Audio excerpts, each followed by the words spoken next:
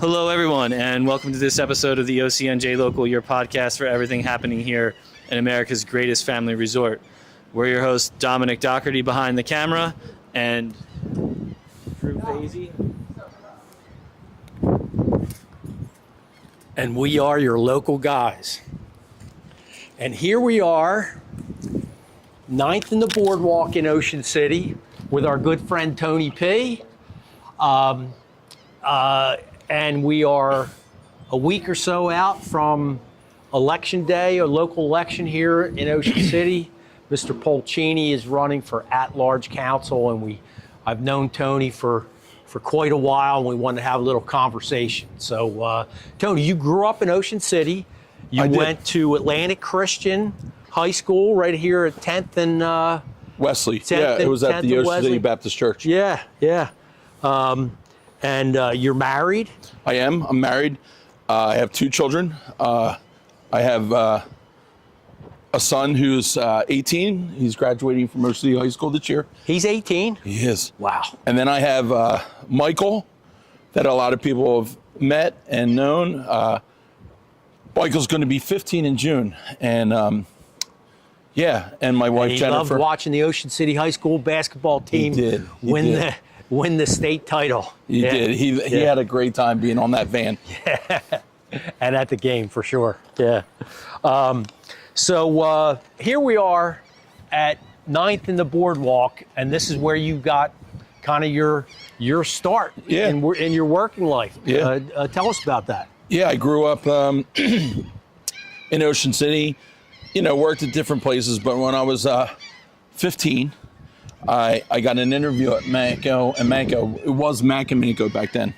And I got to the pleasure Based on your age, I figured that. Yeah. So I got to work for them, the great family, the Manco family, Mrs. Manco, Mr. Manco. They were like my family, and I got to, be a part of their business for 28 years, What an iconic family, and just I don't know what to say, but how much they taught me. They taught me the hard work. I mean, my father gave me my work ethic, but Mr. and Mrs. Manco really taught me how to work hard and be treated well. And they just treated all their employees just like family. You work hard, you'll be taken care of, and that's what they did. They have a wonderful business. Yeah. Iconic name. Yep. And I was fortunate enough to be a part of that for 28 years. And then I moved on, and then I got to work on the Boardwalk again in a group. Financially backed me, and we were able to open a pizza place with my name on it, Tony P's House of Pie. So remember it well, Tony. I remember you were very generous to the local sports groups and probably other groups. I brought my teams in there many a time, if you remember. Yeah. I was just, this group gave me a start and gave me an opportunity that nobody would ever give me, And we got to do it for about 5 years. It was great. It just gave me an opportunity to do something that I loved. Unfortunately, I had to leave Manco's in 2014, and then in 2015, they gave me an opportunity to do something that I loved, and we did it for about 5 years. It was great. We did really well. Got to know a lot of people. That was the one thing that I loved growing up here and working at a place like Manco's. Generations of families would come in every year, and they would see us, and you just got to really see families from Ocean City and what they're about. Like my uncle and his wife, as we talked about earlier. Yes. World War II. It was just great. Yeah.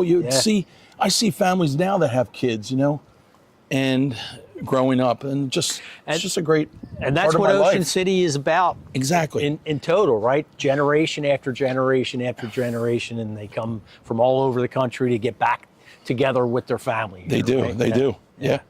So Tony, there's obviously been some division in our community over the 600 Boardwalk property. Where do you fall in that? Hey, what's your feeling in the community about that project? So when it really came to council at first, I was one that voted no, okay? And then I had changed because I didn't want to see hotels up and down the boardwalk. And after doing a lot of research and talking to people, that my mind changed, you know? And seeing the people that are suffering, businesses down on that boardwalk, my love is this boardwalk. I don't want to see businesses close. Right. And I want to see things thriving.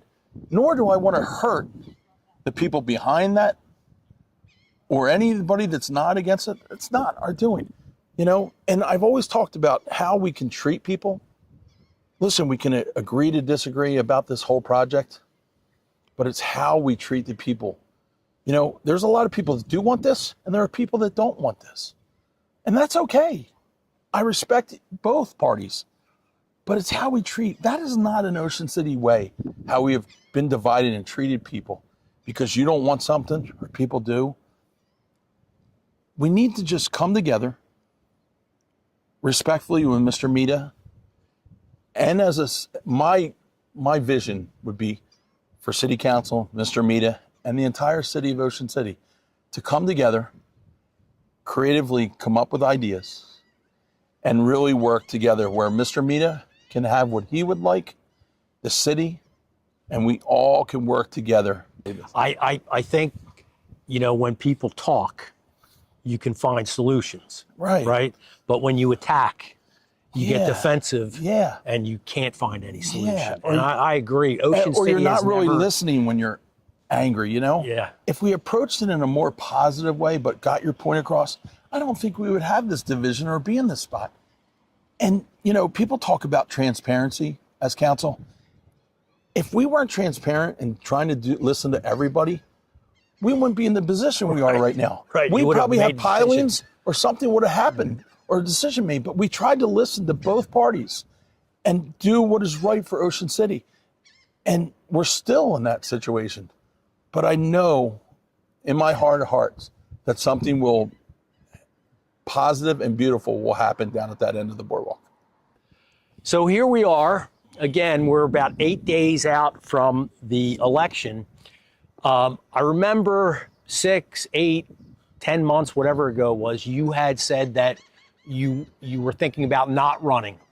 And then you changed your mind. What made you change your mind and decide to run again? Yeah, you know, that's been a question, and how I can really answer that is truly from my heart. You know, I was emotional. I was emotional about how the city was divided and how people were treating people, whether they wanted this project to happen or they didn't want the hotel. I just felt like you can have an opinion, but let's be respectful and show a little grace to people, whether you agree with it or not. It's how we treat people. And that's what I want to sit on council is, regardless of what it is, I want to treat people the way I want to be treated. And we can all agree to disagree, but it's how we treat people in those agreements or disagreements. So, yeah, I was upset, and I'm like, Joe, I really want to do this again. And people came to me and said, listen, Tony, you're great for this position. Please reconsider. Don't leave something unfinished. And that resonated in my mind, and I really did. I prayed about it. I talked to my wife, and I said, you know what? I'm going to do and not leave something unfinished. And I really do love, I have 4 years now experience, and I just really want to take those 4 years that I have now and really grow and be able to do so many great things for the city that I love. You know, speaking of which, I've always heard that there's a pretty big learning curve on city council.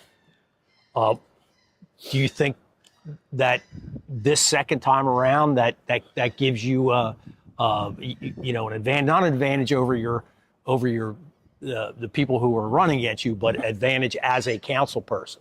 Absolutely. You know, for the first 4 years, I really wanted to take a step back and just learn how government works in the city and just really listen to people. And again, taking that experience now that I know in 4 years, I think there's so much more potential that I can give to the city. You know, I think one of the qualities that I have is I love to listen to people and do right by them. So if people are calling me to ask me to do something, I want to get it done for them, whether it's a question, whether it's something to call. And the administration that we have always gets back to me. always helps me to resolve the problems that these people ask me to do. So here we are again, 8 days out. What ballot position are you? I'm position 4. Position 4. People People do say that could, be a factor, but listen, I always said in my campaign, vote for Tony P. But again, that's pretty corny, but okay. But yeah, pole position. Say it really corny. Yeah. Yeah. But no, yeah, I am position 4, and I hope that people, when they come to vote, they will look at that and vote for the right position. So here we are. Give us your pitch, man. Why are we voting for Tony Polcini, position 4? So, like we had just talked about, I have 4 years of experience. I have the love of this town that I've grown up in. I spent my whole life. I want to do right by people. And I think that I can, 4 more years, with the administration and the people that we have in this city, we can do great things. And I think that I would love to be a part of those great things. Sounds good. Well, best of luck, my friend. Thank you. Yeah, we've known each other from Manco and Manco to Tony Mac and Manco P, days to Manco and reconnecting at the high school basketball championship, and I'm glad we did. And I appreciate everything you've done for me. Yeah, So my pleasure. thank you. So this is the OC. This has been the OCNJ Local, your podcast for everything happening here in America's greatest family resort. That's not normally my role, so I dropped the ball. I fumbled it. Peace. Thanks, Vote Tony. for it. Thanks for coming on.